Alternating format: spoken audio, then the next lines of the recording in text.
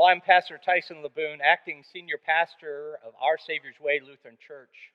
Today, I'd like to share with you that we've been working on reopening part of our church building for worship. With me, I have Chuck Banks, who has been leading one of our Tiger teams so that we might safely worship in our beautiful building once again. While this might not be for everyone, Chuck, can you share with us some of what the team is recommending and what it might look like for someone who wants to join us for worship in the future? Sure, Pastor. The Tiger team that we put together was made up of church staff and volunteers that are already responsible for key elements of the church service already. And of course, the plan would be subject to M&M approval. We drew on the congressional survey that was done in the spring, best practices from CDC and the state of Virginia and the governor's directives, and of course the experience of the church staff already. We did our best to put together a plan and identify how to reopen and keep the congregation safe while getting back to worshiping as soon as possible. The plan is not set in stone, and of course we'll have to adjust and be flexible if the impact of the coronavirus changes. For example, right now we would discourage individuals that are at risk from attending live services and continue to worship from home with the virtual services as much as they can. But of course, it's always their call. So, Chuck, normally the sanctuary holds about 500 people on a regular worship service, but given that we have to socially distance a little bit, like you and I are doing right now, what does that look like here in our sanctuary? Pastor, we started with this big, beautiful sanctuary, holds a lot of people, as you said, and even with the phases of what's the maximum allowable by the governor and the phases, we came in and we measured, and we decided if we use every other pew and we space people 6 feet apart, we can get about 150 people is what we estimate that we can get into the church family. So how do I become one of those 150 people? The best way we believe is with a reservation system, an online reservation system where the congregation can go in advance and say this is how many family members are coming, how many individuals are coming, and you book that, and it helps us manage the cap at about 150. If people are uncomfortable with an online system, there'll be provisions to call in and email to the church office system. It not only helps with capping the number of people that attend safely, it provides for contact tracing in the unfortunate event that somebody tests positive later and we have to know who was at which service.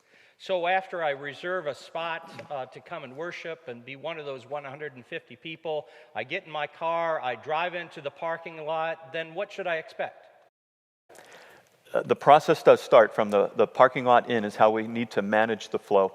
And we hope we will have an usher in the parking lot or maybe more than one usher that helps manage that traffic so that we don't stack up in the narthex, and then we'll have to manage seating from the narthex into the pews.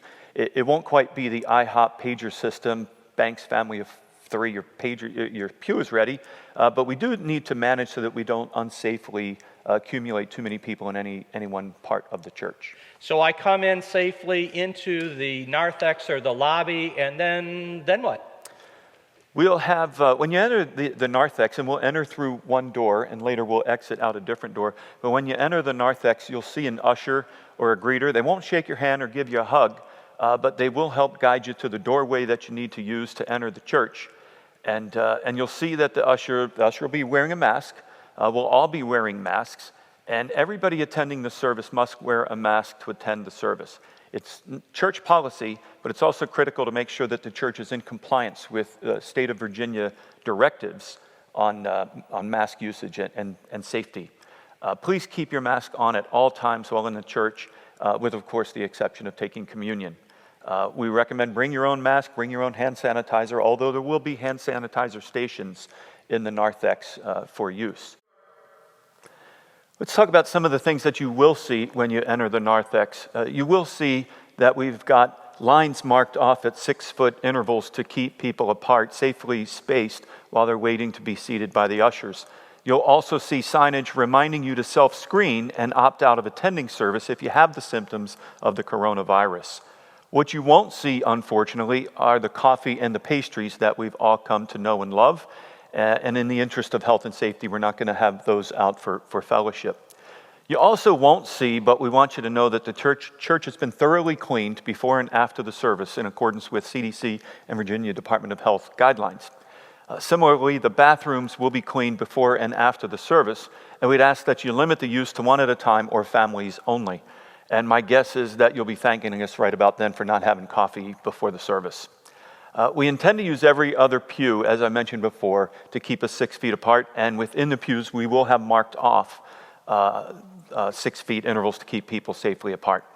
Families, of course, can sit together. Ushers will guide you to an appropriate pew. It won't be seating as you'd like, and you may not get your favorite pew, but at least we'll be back in church worshiping together. So Chuck, I'd imagine that this worship service would be a little bit different than we normally have here in the sanctuary. Yes, Pastor, what we will have is a prelude. We'll have music for the prelude and, of course, the postlude. What we won't have, unfortunately, is live singing. And we won't have a praise band or a choir, and we can't have congregational singing in accordance with best practices to not spread possible virus germs. We certainly hope to add those at a later date when it's safe and conditions permit. We won't be sharing the peace, and we won't be having a children's service and a children's sermon. Now, we will have communion, and the communion is going to be a little bit different too. It's going to be on a tray, and it's going to be spaced out. And so as people come up the aisle, they'll go ahead and take one of those prepackaged communion kits. So Chuck, what if someone wants to give an offering to the church while they're here? Unfortunately, I get to say once again something we won't do.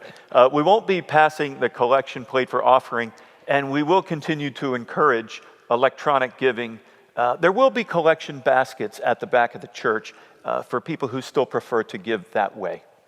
So how does somebody, after we do the benediction, how do we actually leave the sanctuary? Does everyone just get up together and walk out, or how's that going to work? I sure hope not. The exit process needs to be as orderly as how we seated people, how the ushers seated people into the pews.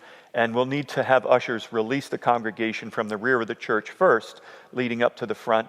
And we would ask that individuals leave the narthex as soon as possible so that we don't stack up once again in an unsafe way and we're able to maintain 6 feet apart. What if they have questions about the service beforehand, or what if something comes up? Who are they going to talk to? I think the Tiger team did a pretty good job putting together a plan to the best of our ability. But of course, the congregation's going to have questions, they're going to have ideas, they're going to have comments, and it's best to channel those through the church communication staff as well. So that's office@oswlc.org.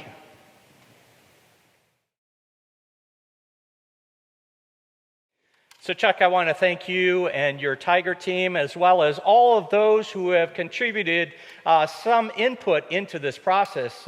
We know that it's not exhaustive, but we're looking forward to being able to worship in our beautiful building once again here at Our Savior's Way. We want everyone to worship our Lord together safely, but we also want to remind you that no matter if we worship together here in this building or not, we're going to continue to fulfill our mission, which is to glorify God, make disciples for Jesus by forming relationships, experiencing Jesus together, and sharing God's love. Thanks for watching.